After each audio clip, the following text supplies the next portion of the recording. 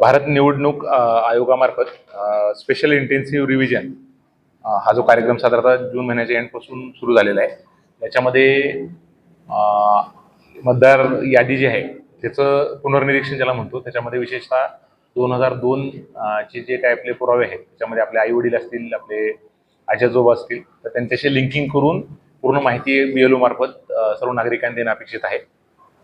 त्या संबंधानं आपल्या शहरामध्ये 2 तारखेला विशेषतः आपण वार्ड मीटिंग आणि बूथस्तरीय मीटिंग अशा 2 आपण आयोजित केलेल्या आहेत. त्याच्यामध्ये जवळजवळ आपले 800च्या आसपास जे विधानसभेला जे मतदान केंद्र होते, त्या सर्व मतदान केंद्रावर सकाळी 11 वाजता बूथस्तरीय अधिकारी जे BLO आहेत ते पूर्ण यादी घेऊन उपस्थित राहणार आहे. त्याच्यामध्ये त्यांच्या लेवलला त्यांनी जो सर्वे केलेला आहे त्याच्यानुसार जे ॲबसेंट मतदार आहेत किंवा शिफ्टिंग म्हणजे ज्यांचं स्थलांतर झालेले असे मतदार आणि डेथ ज्यांचं मृत्यूरजी आपल्याला माहिती मिळालेली आहे त्याची यादी ते त्या मतदान केंद्रावर ते ठेवणार आहेत. आणि त्याच्या संदर्भात कुठलाही आक्षेप असेल तर त्या नागरिकांनी सुद्धा त्या ठिकाणी उपस्थित राहून आपलं नाव त्यांना मिळालेलं आहे का, या यादीमध्ये व्यवस्थितरित्या माहिती दिली गेली याची तपासणी करावी.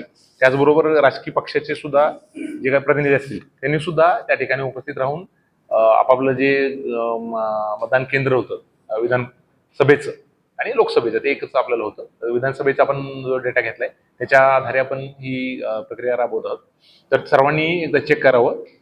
त्याचबरोबर आपल्या शहरामधले विशेषतः काही मतदारसंघामधलं जे म्हणजे डाटा गोळा करायचं काम आहे ते थोडंसं कमी आहे. तर आम्ही आता आमचे BLO काही ठिकाणी होते, BLOंचं त्यांना सहाय्यक सुद्धा काय दिले होते, तर ते पुन्हा ॲडिशनल मॅनपॉवर दिलेलं आहे. त्याचबरोबर काही शाळांचे शिक्षक होते, त्यांना सुद्धा पूर्ण वेळ त्यांनी काम करावं, शेवटचा आठवडा राहिलेला आहे आणि त्यांचं काही बूथवरचं काम बरंच कमी आहे. त्यांना पूर्ण वेळ काम करण्यासाठी पुढच्या 8 दिवसामध्ये आम्ही सूचना दिलेल्या आहेत.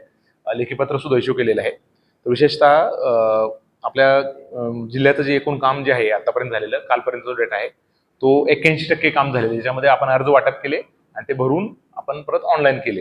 याच्यामध्ये उत्तर मतदारसंघ जो शहरातला आहे ते 80% काम झालेलं आहे. मध्यमध्ये काम थोडंसं कमी आहे, 68% काम झालेलं आहे. तर त्यामुळे विशेष 68%. त्यामुळे आज विशेषतः जे आमचे सर्व आज जे आमचे सर्व राजकीय पक्षाचे प्रतिनिधी आणि नगरसेवक त्या भागातले जे होते त्यांना आम्ही सूचना केली की जास्तीत जास्त आम्ही मॅनपॉवर सुद्धा एक्स्ट्रा दिलेला आहे. फक्त विशेषतः मतदार आयडेंटिफाय होत नाहीत, त्याच्यामध्ये जी काय मदत आमच्या BLOंना आणि जे आमचे अधिकारी आहेत, कर्मचारी आहेत त्यांना मदत करण्यात यावी. आणि नागरिकांना सुद्धा आव्हान राहील, विशेषतः मध्य आणि दक्षिणमध्ये साधारणतः 71% आहे. उत्तरमध्ये 80% झालंय, मध्यमध्ये 68% आणि दक्षिणमध्ये 71%.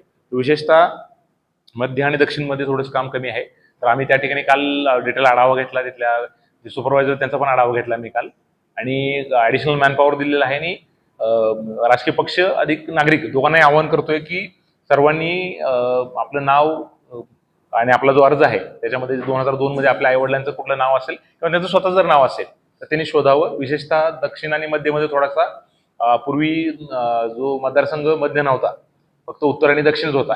त्या ठिकाणी जे काय आपल्याला दोन्ही मतदारसंघात नाव शोधावं, आपलं नाव कुठे आहे ते आयडेंटिफाय करून त्याचा स्क्रीनशॉट काढून ते मतदान केंद्र क्रमांक कुठल्या पार्टला होतं ती माहिती आपल्या BLOकडे द्यावी आणि ती सबमिट करून आपल्याकडं सबमिट करावी. म्हणजे आपल्याला जेव्हा ते ऍक्च्युअली सुनावणी होणार तर ह्याच्यानंतर पुढचा टप्पा असा आहे की ही यादी ड्राफ्ट पब्लिश होणार आहे. ड्राफ्ट पब्लिश होऊन सिस्टम काही एरर्स काढणार आहे, काही जर त्यांना अडचणी असतील पण त्याच्या कोणाचं नाव वगळायचं असेल तर त्याच्या संदर्भात सुनावणी साधारणतः पुढच्या 1.5-2 महिन्यामध्ये अपेक्षित आहेत आणि ती झाल्यानंतर मग अंतिम यादी पब्लिश होणार आहे.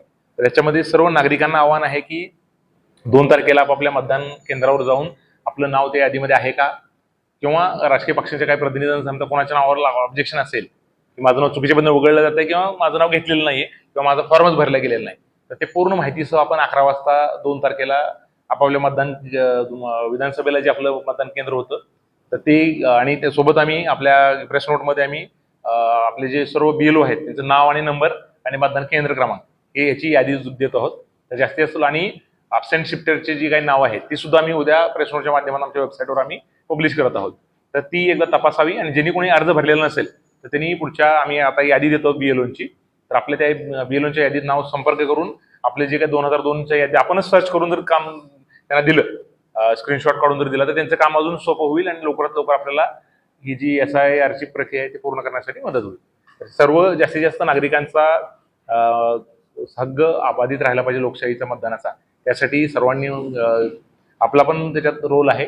कारण काय होतं, ते आपल्या सर्व बऱ्याच वेळा काय होतं, बाहेरून आलेले आपले ज्या BLO असतात त्यांना बऱ्याच वेळा लोक आयडेंटिफाय होत नाहीत.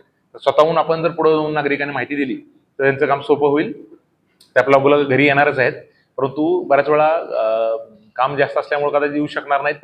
तर आपण स्वतःहून जर त्यांना माहिती दिली तर त्यांना ते सर्च करणं सोपं जाईल.